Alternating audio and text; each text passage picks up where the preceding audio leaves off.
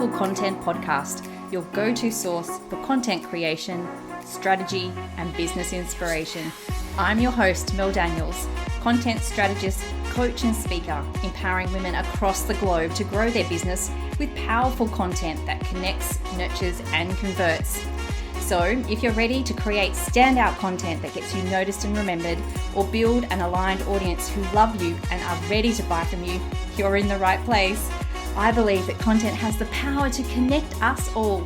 It's up to you how you use it. Listen in for genuine and insightful chats with guests, as well as practical tools and strategies from me. It's so lovely to have you here. Let's dive into the show.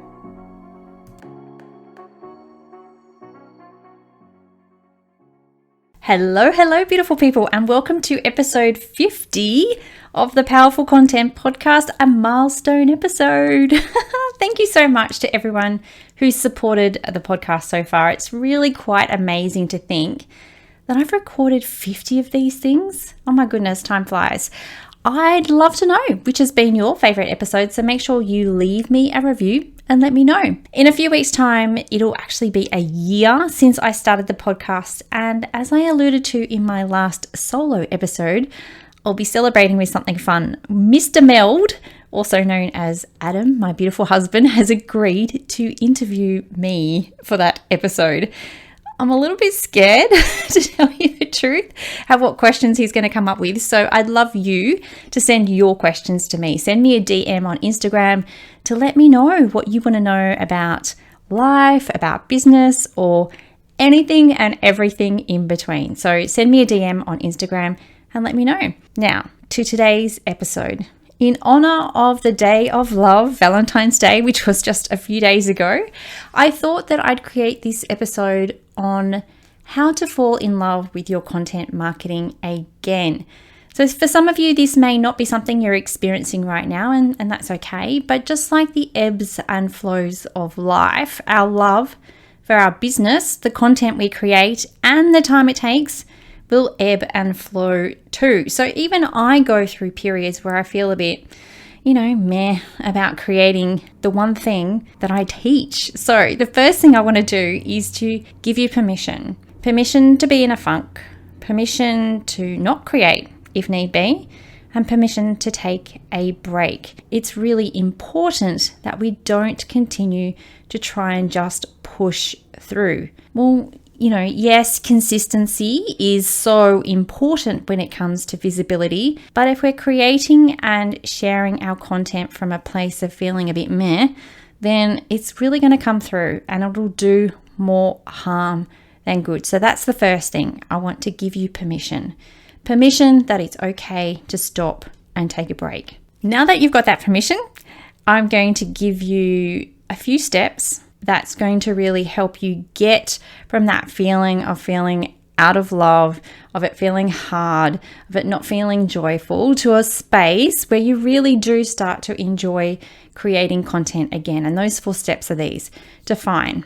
I want you to think about what's not working for you. Is it your time? Is it your energy or the resources you have available to you? The second thing I want you to do is refocus. Think about why you are even creating content in the first place and how you can make the most of your time, energy, and resources. Unfollow people, protect your mindset. We're going to talk about all of this in this episode. The third step is to create that space. Give yourself time to reset, to review, to rethink about creating content and how you're going to approach it. And then 4 is taking action, and taking action really means starting small and building from there.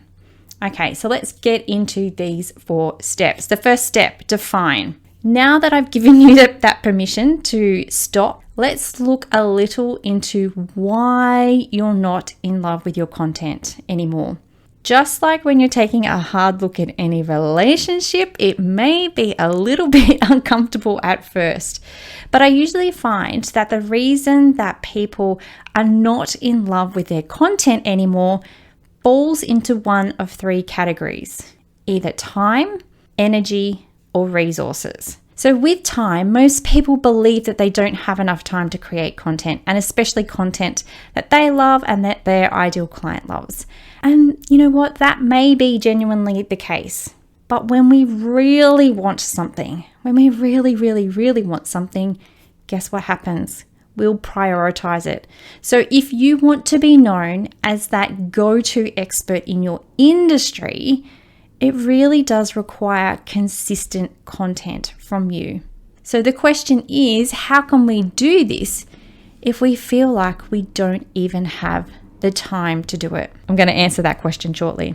The second thing is energy. There may be other things going on in your life right now that's taking your focus away from your business. You may be in a phase of life that requires you to perhaps look after children or parents. You may have an unwell family member or friend that really requires your love and attention. You may be running on empty due to all the things you feel like you have to do or should be doing, whether it's in your business or your personal life. And when we bring this heavy have to energy, or I should be energy, to what we do, I guarantee that your ideal client is 100% going to pick up on that vibe. And the last thing is resources. So this may be that you're trying to do too much without the support that you need, or that you're sinking money into support for your content that just isn't working out for you. Either way, it can actually leave you feeling overwhelmed with all those shoulds again, and that kind of pressure isn't conducive to loving your content at all. So I really want you to take the time to think about what specifically is it that's not working for you? Is it something around time? Is it something around energy? Is it something about the resources that you have available to you that is making you feel a bit about your content at the moment? Okay, so let's go on to the second step. You know what's causing your love to wane with your content. So how can we get this ship back on track? The first thing is really going back to understanding why you're doing what you're doing. And I don't want you to think here, yeah, Mel, whatever. I know why I started my business. What's next? Move on. The biggest thing I see missing from any type of content, whether it's emails, socials, videos, blogs, podcasts, is the you. And in particular, a really strong set of beliefs that are reflected in your message and therefore the content that you create. And if you want to know more about understanding this, understanding your message and bringing more you to your content, then head back to episode 32, which is creating a message from the heart. So I want you to know that content creation is a gazillion times easier when you know exactly what you stand for. So please take the time to revisit this and think about why you're doing what you're doing. And the second part of this, the second part of refocusing, is protecting you. You are the content creator for your business. Or perhaps you might be the designer, the planner, if you outsource parts of the creation process. But it's really important not to compare yourself to others. And yes, I know how hard this is. Believe me, I really do. The FOMO is real. But to protect our mental health and mindset, it really is best to unsubscribe or unfollow, especially if they're a competitor. So many people see benefits of following competitors, but I really don't see the benefits. I want you to come to your content from a space of possibilities and true service, rather than how can I compete with this person and do things that this person is doing, or I'm not as good as this person because the content that they're creating is so much better than mine. Because the end result of this is you want to do nothing and you want to create nothing, and that's not serving you or your ideal client who needs to hear from you. Okay, so you've defined what's going on, you've reset your focus. The third step is to create the space. Now you have the reason why you're out of love with your content and the awareness. It's time to create this space for intention. If this is something that you truly desire, if you want a successful business, if you want to be that go-to expert, if you want clients that excite you, if you want to do meaningful work, If you want visibility that leads to sales, and if creating content that lights you up is something you truly desire, then we need to get intentional. There's no point wishing or dreaming things will happen, because they just won't happen.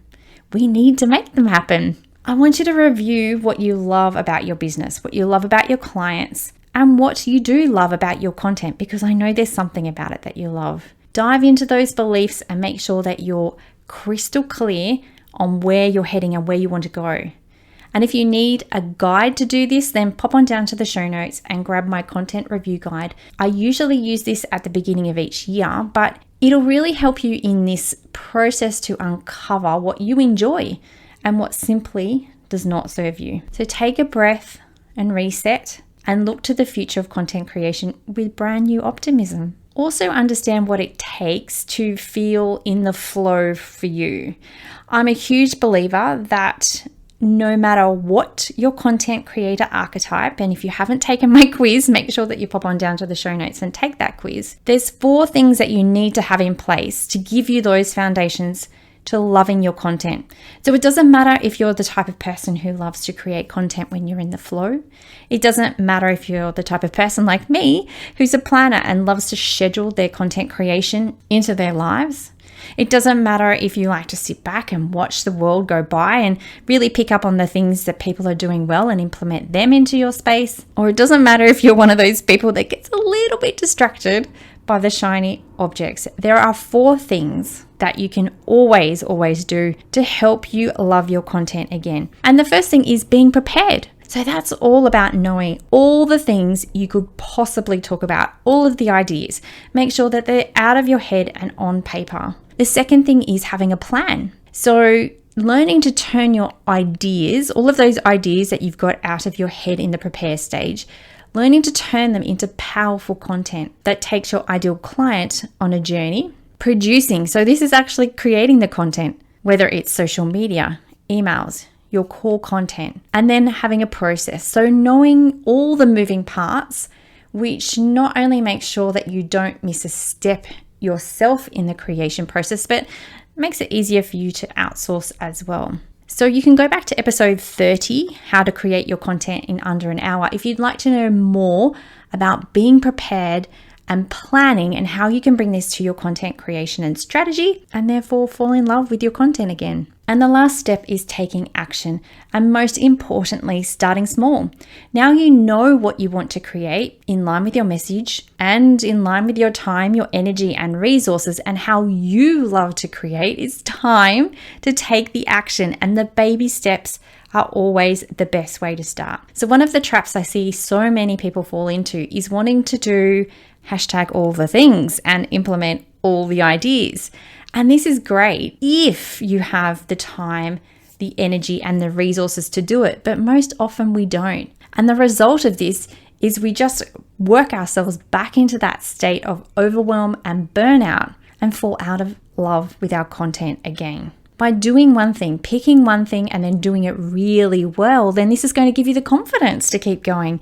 You're less likely to resent what you're doing and really grow to love it. And that's what I truly want for you, to enjoy serving your ideal clients with content that not only they love, but you do too. Thanks so much for listening. That's it for another week. To get more powerful content in your life, make sure you're following along on socials. My handle is @meldbusiness. And just in case you're wondering, the groovy music for this podcast was created by Just Here on SoundCloud. I'd also be super grateful if you took a moment to rate and review this podcast so more amazing women like you can experience the power of content. And if you're like, hell Mel, stop talking, I'm ready to work with you now, here's how we can work some powerful content magic together. Firstly, come and join the Content Effect, my membership inspiring women with service-based businesses to ditch the content chaos and start creating stand-out content that gets you noticed and makes sales. You can join us by using the link in the show notes or just Google the Content Effect. The second way we can work together is via my one-on-one packages. We can create a sustainable content strategy or start to build out your client journey. It's up to you. Hop on over to meldbusinessservices.com.au/services to find out more. Until next time, have a beautiful week and embrace the power of your content.